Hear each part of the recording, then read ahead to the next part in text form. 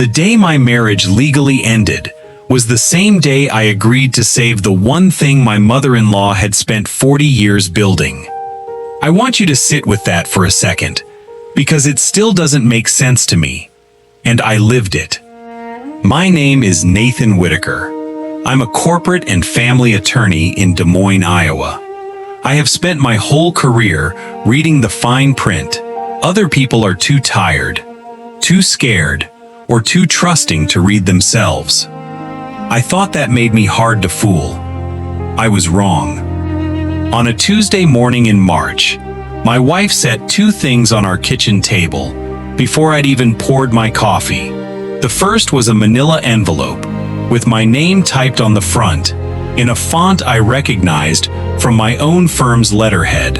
The second was a thin blue folder with her mother's name on the tab. I opened the envelope first.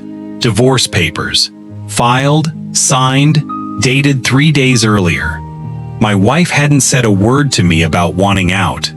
Not one fight, not one late-night conversation, not one warning sign I could point to and say, "There, that's where it started." Before I could speak, she pushed the blue folder toward me and said the sentence that has replayed in my head every day since. "I need you to save my mother's company before you hate me for the rest of your life." Then she walked out of the kitchen and left me holding both of our futures in my two hands.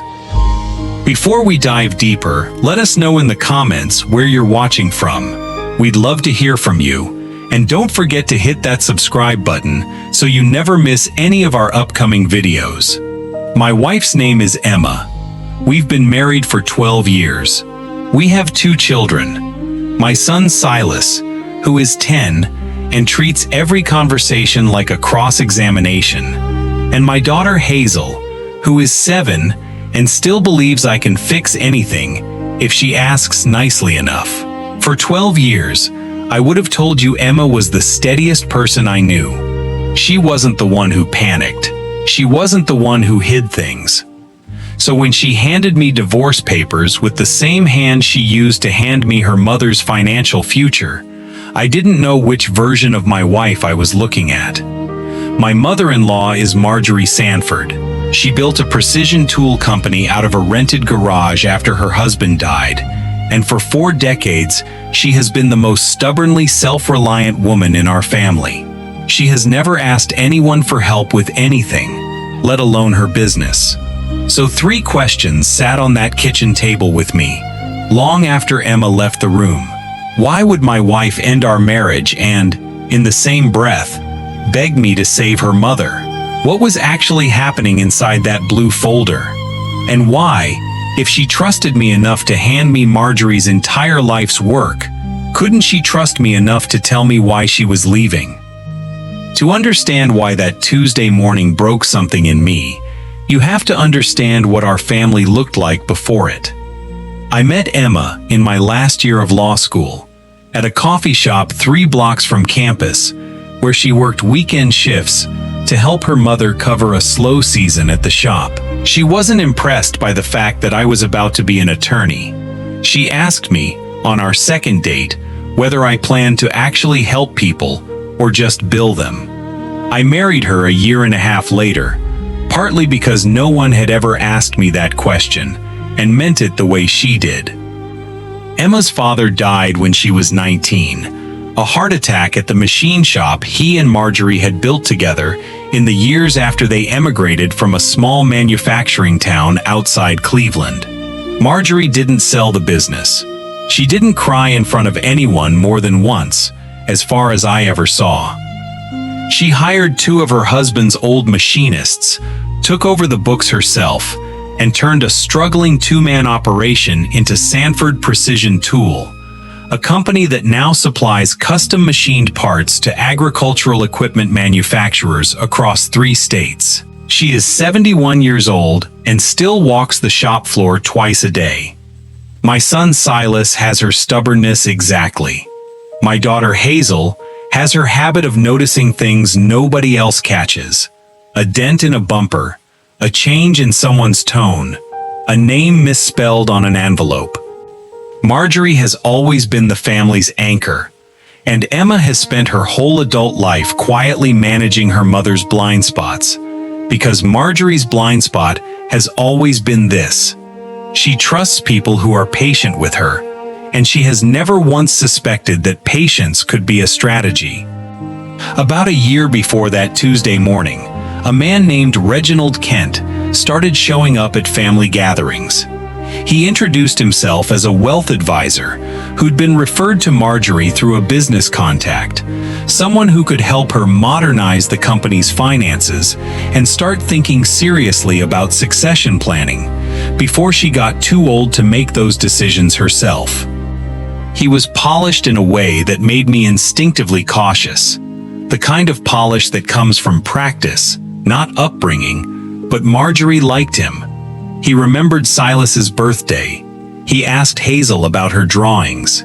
He was, by every surface measure, exactly the kind of patient, attentive man Marjorie has always been vulnerable to.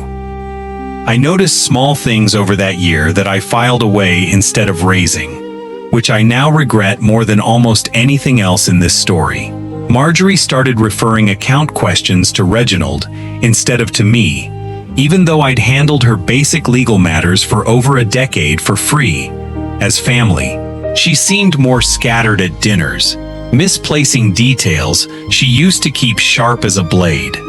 Emma, meanwhile, grew quieter every time Reginald's name came up, and I read that quiet as simple daughterly worry about her mother aging. I was wrong about that too. It was the sound of someone carrying a threat she didn't yet know how to say out loud. The blue folder Emma handed me that Tuesday morning contained a trust amendment, 22 pages, dense with the kind of language designed to be skimmed rather than read. Stripped of its legal padding, it did one thing. It transferred controlling authority over Sanford Precision Tool and the bulk of Marjorie's personal estate into a newly formed holding entity called Prairie Legacy Holdings LLC. The manager listed on that LLC was Reginald Kent. The signature page carried Marjorie's name, notarized by someone named Carla Hobbs, dated 11 days earlier. "She signed this?" I asked Emma, my hands still on the folder. "That's what I need you to find out," Emma said. "Because on the day this says she signed it, my mother was in Rochester, Minnesota. At a cardiology follow-up appointment I drove her to myself." I sat with that for a long moment. If Marjorie was 2 states away on the date this document claimed she'd sat in front of a notary in Des Moines, then either the date was wrong, or the signature was wrong, or both. And either possibility meant somebody had built a legal weapon aimed at a 71-year-old widow's life's work. "Then let's fix it," I said. "Together." "Why does that require divorce papers?" Emma's jaw tightened, the way it does when she's decided something is not up for negotiation.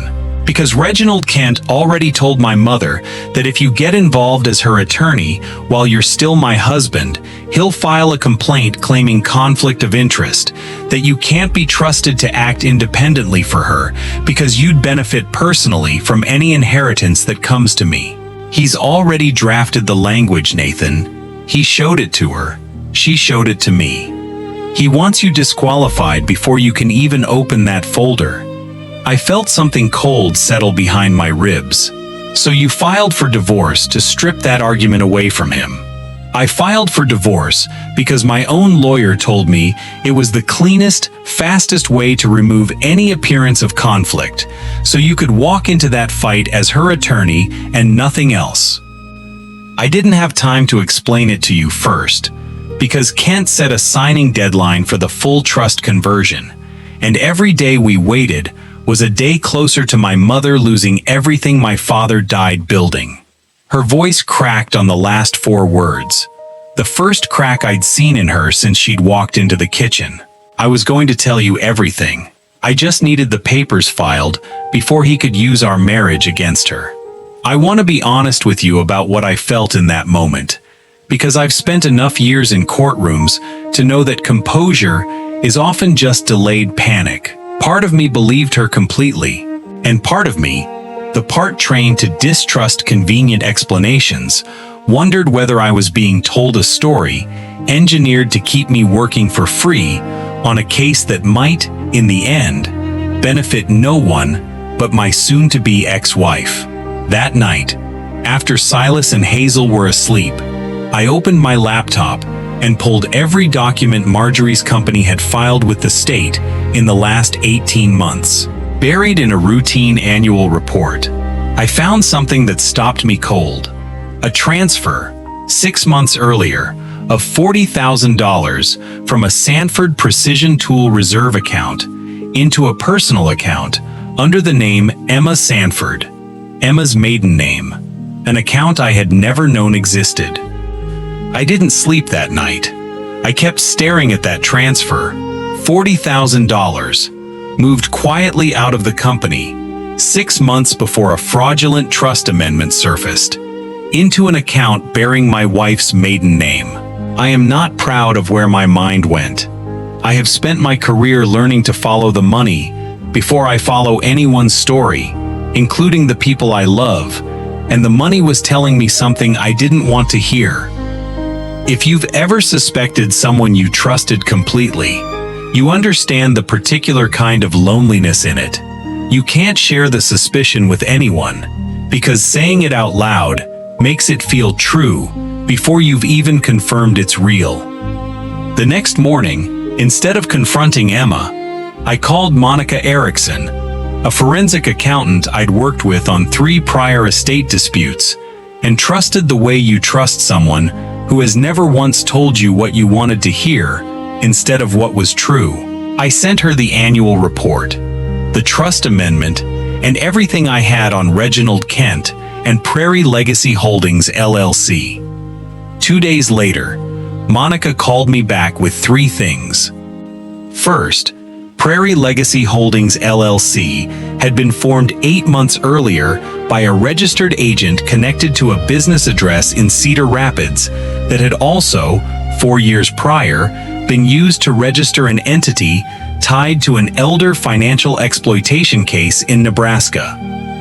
In that earlier case, the man managing the LLC had used a different name, but the same physical description, the same handwriting on file, and the same pattern: befriend a widow, install himself as a trusted advisor, then engineer a trust conversion timed to a moment of family distraction. Second, the $40,000 transfer to the account under Emma's maiden name had happened the same week Kent had first raised the idea of modernizing succession planning with Marjorie, a timing detail that could mean almost anything, and I hated how much that uncertainty cost me. Third, and this was the detail that actually moved the ground under me, the notary stamp on the trust amendment, Carla Hobbs's stamp, had a serial number that, according to the Iowa Secretary of State's Public Registry, had been reported lost and deactivated 14 months earlier. If you're finding this as unsettling as I did, hit that like button right now. It genuinely helps more people see stories like this one. And I promise, the truth gets harder to predict from here. I brought the deactivated stamp number to Marjorie directly, without telling Emma first, because I needed one uncontaminated conversation with someone who might actually know what happened on the day that signature was supposedly notarized. Marjorie sat at her kitchen table, the same kitchen table she raised Emma at, and told me she had never met anyone named Carla Hobbs in her life. She confirmed, without my prompting, that she had been at a cardiology appointment in Rochester on the date listed on the trust amendment. And then she told me something that reframed the entire $40,000 transfer. That money was mine to move, she said. I set that account up for Emma 3 years ago, under her old name so Reginald wouldn't see it on the joint statements he asked to review. I didn't trust him with everything, Nathan. I just didn't know how much not to trust him until it was almost too late. Marjorie had been quietly protecting a piece of her own estate from Kent's growing reach for months, before any of us understood what he was actually doing. She'd sensed something wrong, the way a woman who has spent 40 years reading machine tolerances to the thousandth of an inch senses when something is a fraction of a degree off, long before she can prove why. That same week, I confronted Emma with what I now knew, not as an accusation, but as the truth I owed her after a night of doubting her in silence. She didn't get angry. She looked, for the first time since the divorce papers landed on our kitchen table, relieved. "I couldn't tell you about the account, because it wasn't mine to explain," she said. "That was my mother's secret to keep, not mine to hand you along with everything else." If this story has you thinking about someone in your own life who might be quietly carrying more than they're letting on, drop a comment below. I read every single one, and I'd love to hear where in the world you're watching this from. With Monica's forensic report, Marjorie's sworn account of her whereabouts, and a deactivated notary stamp number that couldn't be explained away, we had enough to file an emergency petition in probate court to freeze the trust conversion before Kent's signing deadline passed. What we didn't yet have was Carla Hobbs, the notary whose deactivated stamp had somehow ended up on a legal document worth control of an entire company. We found Carla Hobbs 2 days before the emergency hearing, working the front desk of a strip mall tax preparation office on the east side of Des Moines. Monica had traced her through old filing records from before her notary commission lapsed. When I introduced myself as Marjorie Sanford's attorney, Carla's hands went still on the keyboard in front of her, and I watched a woman decide, in real time, whether she was going to keep protecting herself or start telling the truth. She told the truth. Reginald Kent had approached her 8 months earlier, back when her stamp was still active, and paid her $3,000 to notarize a stack of blank signature pages for a client with mobility issues who couldn't always make it to appointments in person, she said he told her. She hadn't asked questions she didn't want answered, because $3,000 was more than she made in a month at the tax office. She hadn't known her commission had since been reported and deactivated, because Kent had told her he'd handle her renewal paperwork himself as a courtesy. She had never met Marjorie Sanford. She had signed a stack of blank pages for a man she'd met exactly twice.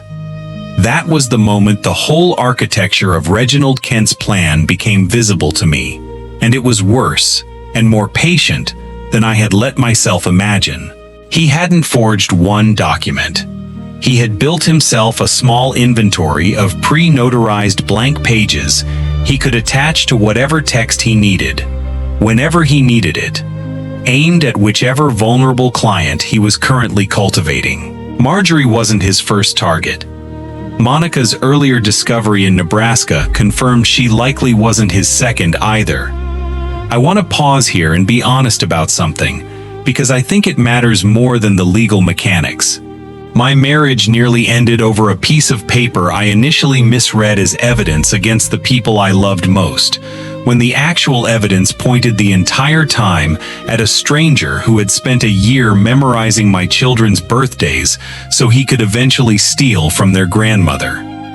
I had let my training as an attorney make me suspicious of my own wife before it made me properly suspicious of the man who had earned that suspicion from the very first family dinner.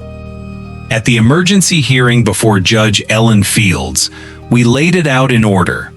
The deactivated notary stamp, Carla Hobbs's sworn testimony about the blank signature pages, Marjorie's documented whereabouts on the date the trust amendment claimed she'd signed it in person, and Monica's forensic trail connecting Reginald Kent to the earlier Nebraska case under a different name. Kent's own attorney asked for a recess before Judge Fields had even finished reading the second exhibit into the record. The judge granted the emergency injunction that afternoon, freezing Prairie Legacy Holdings LLC's authority over Sanford Precision Tool and referring the notarized blank page scheme to the county attorney's office for criminal review. Reginald Kent did not attend the hearing where that referral was announced. His attorney later told the court he had already retained separate counsel for the criminal matter, which is usually a polite legal way of saying a man has stopped pretending the story he told everyone was true. The criminal referral moved faster than any of us expected, mostly because of Monica's Nebraska research.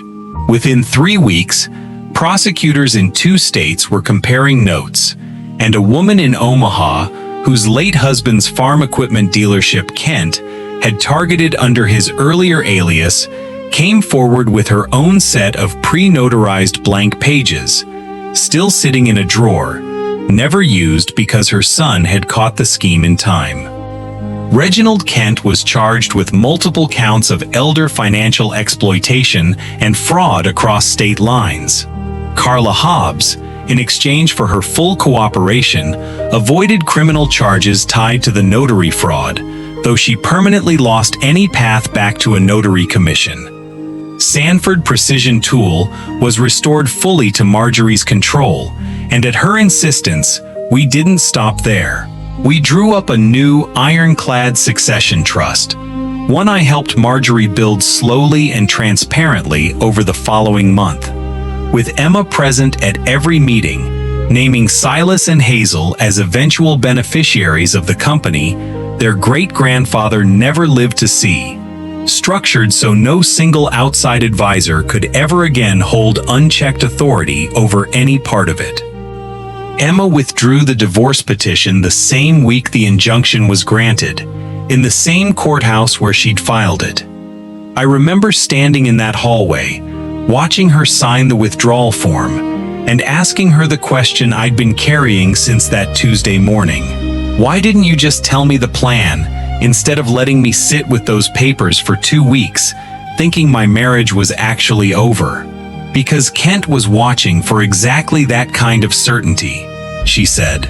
If you'd known it was strategic from day one, you'd have carried yourself like a man with nothing to lose, and he would have seen that confidence and changed his approach before we had enough evidence to stop him. I needed you to genuinely believe there was something to lose. I'm not proud of that. I just didn't see another way to protect my mother and protect you at the same time. I won't pretend that answer resolved everything in an instant. Trust doesn't rebuild itself just because the explanation finally makes sense. My wife and I spent real hours, real difficult conversations, working back to a place where I no longer flinched at the sight of a manila envelope on our kitchen table. But we did the work, together. The same way Marjorie rebuilt a 2-man garage into a company that now employs 41 people across the Des Moines metro. Marjorie still walks her shop floor twice a day. She still keeps her own books, though Monica now reviews them quarterly at Marjorie's own insistence, not because she doubts herself, but because she has learned, the hard way, that even the sharpest instincts benefit from a second set of eyes. Silas asked me recently whether Grandma's company would really be his and Hazel's someday. I told him it would, and that the real inheritance wasn't the machines or the contracts. It was watching a woman refuse to let anyone, however patient, however convincing, decide who she was allowed to trust. I still think about the version of that Tuesday morning where I let suspicion win before the truth had a chance to catch up to it. I wonder how many marriages, how many families, come apart not because of the betrayal itself, but because of the silence someone kept while trying to protect the people they loved from a threat they didn't yet know how to name out loud. What would you have done in that kitchen, holding both documents at once? I've told you a lot of hard stories on this channel, but this one still sits differently with me, because for 2 weeks I genuinely believed my marriage was ending, and I was wrong about almost everything except how much I loved the people at the center of it. I'd love to know what you think about Emma's choice. Was filing for divorce, without telling me the real reason first, a fair way to protect both her mother and me? Or should she have trusted me with the truth from the very first morning, even if it meant more risk? Type your honest answer in the comments below. I read every one of them, and your perspective genuinely shapes how I think back on this. If this story moved you even a little, tap that like button before you go. It costs you nothing, and it tells this channel that stories like Marjorie's deserve to reach more people who need to hear them. If you know someone who's ever had to protect a parent from someone too patient, too polished, too convincing for their own good, send this video to them tonight. Sometimes a story like this is the thing that makes someone finally ask the hard question out loud. Turn on notifications and subscribe to Hidden Yet Heard Tales so you never miss the next time my family finds itself in the middle of something we didn't see coming. And I promise you, we always do. And before you go, tell me one more thing. Where in the world are you watching this from tonight? I read every single comment, and I love knowing how far these stories travel. Thank you for sitting with Marjorie, Emma, and me through this one. I'll see you in the next episode.